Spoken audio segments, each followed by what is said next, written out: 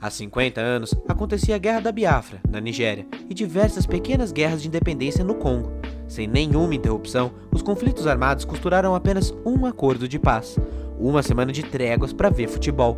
Em excursão com o time do Santos pela África, Pelé marcou 4 gols no único jogo do Peixe no continente, o que comoveu o ditador a marcar mais jogos e parar a guerra, permitindo à população de assistir o rei enquanto o Santos estivesse no país. Levei 4 gols, mas salvei 11 vidas. Essa frase é do goleiro húngaro Antal Zabo, após a derrota da Hungria por 4-2 para a Itália na final da Copa de 38. Ele disse isso porque antes da partida, repetindo o ato de 34, o ditador fascista Benito Mussolini mandou os jogadores italianos a sinistra mensagem: vençam ou morram. E ele não estava falando isso em sentido figurado. E aí? Suave? Show de bola? Sentiu qual que vai ser a pegada do Normose de hoje? Sejam bem-vindos, e acho que ficou bem claro com o primeiro vídeo da série que o futebol não está isolado do restante da sociedade. Como parte dela, reflete as mesmas contradições, interesses e tensões, influencia e é influenciado, usa e é usado, deixa jogar, mas vigia. A relação sempre foi complexa e dialética, e apesar de obviamente nem Marx nem Adam Smith citarem o futebol em suas teses, o esporte e a política sempre andaram de mãos dadas e se misturam sim.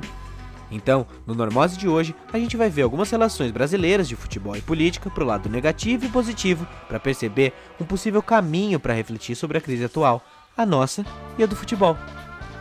O uso do futebol pelas ditaduras ao longo do século XX foi tanto que renderia um vídeo à parte aqui no canal, e aqui no Brasil não foi diferente. Essa relação ficou mais evidente durante o governo Médici e o AI-5. Na ditadura, especialmente entre 66 e 71, as agências de relação pública ligadas aos milicos promoveram a associação entre a imagem da seleção canarinha e o governo militar. Com o futebol, os linhaduras se aproximavam do povo, conseguiam passar a imagem de humildes numa mão e na outra sufocar os opositores sem nenhuma pressão. A ideia dos gandolas era que cada estado que o partido Arena comandava teria um representante no fute, e isso alterou todo o calendário do futebol. O Médici teve até torneio criado em seu nome, o Torneio do Povo, que oficialmente se chamava Torneio General Garrastazu Médici, e reunia as equipes consideradas mais populares em cada estado da época. Na televisão, o governo financiou propagandas políticas e marchinhas protagonizadas por jogadores. O próprio Pelé chegou a ser garoto propaganda do governo e teve seu nome vinculado a um projeto educacional, o Plano Pelé para a Educação, que envolvia até a Loteria Federal. Aliás, o Pelé sempre foi uma figura bem polêmica e controversa quando decide falar de política, mas a gente vai falar dele depois. As ações militares não eram apenas diretas. Naquela época, passou a ser amplamente difundida a ideia de que perdemos a Copa de 66 porque os jogadores brasileiros não eram atletas de verdade, e que ser atleta de verdade era ser soldado. Essa ideia afetou o imaginário estético da população, e a imprensa passou a divulgar os preceitos da preparação física militar dentro do futebol brasileiro. Enquanto isso, o povo continuava se embalando com a canção.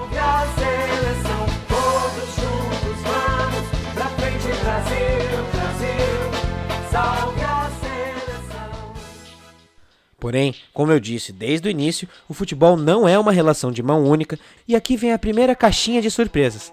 Em fevereiro de 69, a CBD surpreendeu ao anunciar João Saldanha como novo técnico da seleção.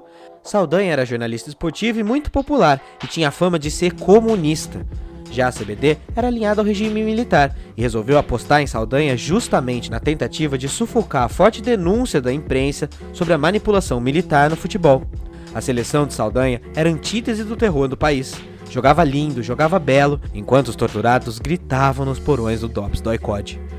Mesmo com o sucesso e a popularidade, Saldanha não deixou de denunciar a ditadura. No final de 69, o treinador da seleção montou um dossiê em que citava mais de 3 mil presos políticos e centenas de mortos e torturados, e o distribuiu a autoridades internacionais em sua passagem durante um evento internacional no México em janeiro de 70. O governo e a CBD sabiam disso, mas estavam de mãos atadas diante da comunidade internacional, e por isso começou um esforço de bastidor para derrubar João Saldanha do cargo. Só um parêntese, sabe quem era o presidente da CBD? O João Avelange. Lembra dele? O ladrão da FIFA de semana passada? Então, Médici começa a interferir nas escalações, queria Dadá Maravilha como convocado, e conta a história que Saldanha teria respondido diretamente a Médici que ele mandava nos ministérios, mas que quem mandava na seleção era ele. E adivinha? Saldanha foi demitido e no seu lugar entrou o velho Lobo Zagallo. Sua primeira ação foi convocar Dadá Maravilha, que nunca jogou, mas tinha que estar sempre no banco por ordem do general. Mais tarde, Zagallo inclusive confidenciou que João Avelange contou pra ele que despediu Saldanha por imposição de Médici. Ou seja, Zagallo era robô, tem 13 letras. Coincidência? Acho que não. A partir daí, a mão invisível do governo apareceu. Na área técnica da Copa de 70, foi nomeado o brigadeiro Jerônimo Barros, para a função de monitorar as atividades suspeitas de jogadores e técnicos e informar a ditadura. Nessa Copa, mesmo em outro país, os jornalistas que queriam cobrir a seleção brasileira não bastavam ter apenas a credencial da FIFA. Era necessário o crivo da ditadura. E o próprio João Saldanha, que havia sido contratado pela BBC após a demissão, foi barrado do espetáculo.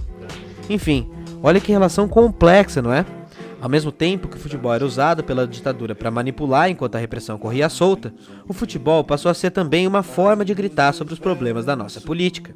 Até o Pelé, que em uma época chegou a negar a existência da ditadura no país, decidiu se envolver e na Copa de 74 decretou boicote e protesto contra a situação da ditadura brasileira.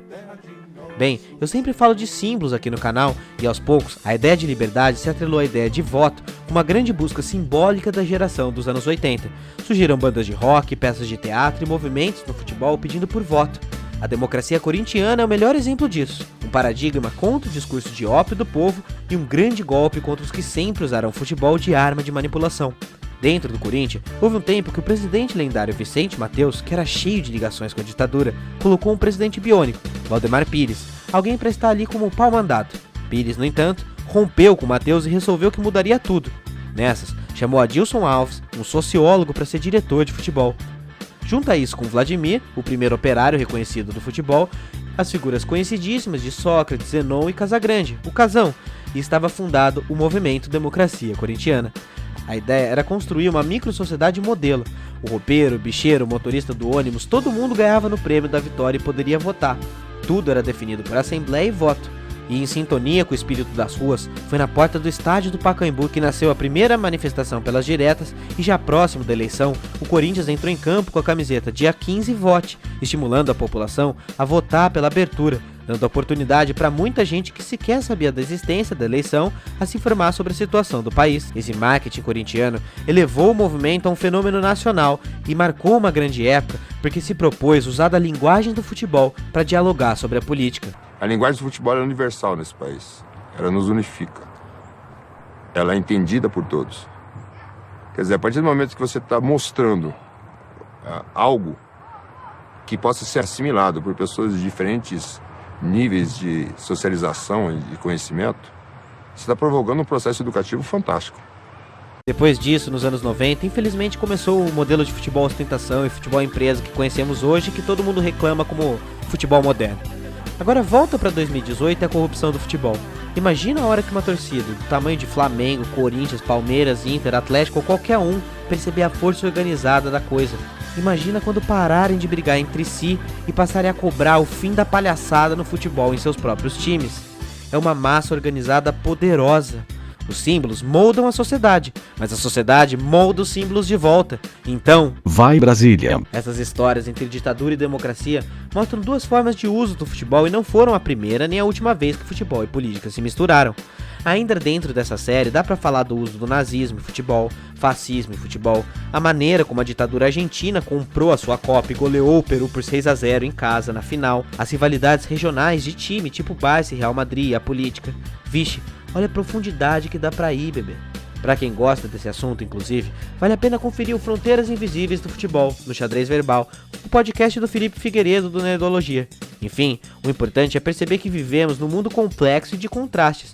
Existem muitas coisas distintas acontecendo ao mesmo tempo, e é desse contraste que tiramos lições. O futebol precisa voltar a ser, enfim, uma expressão genuína do povo brasileiro, para que a gente possa, mais uma vez, olhar na cara dos canalhas que estão roubando e acabando com o futebol e dizer: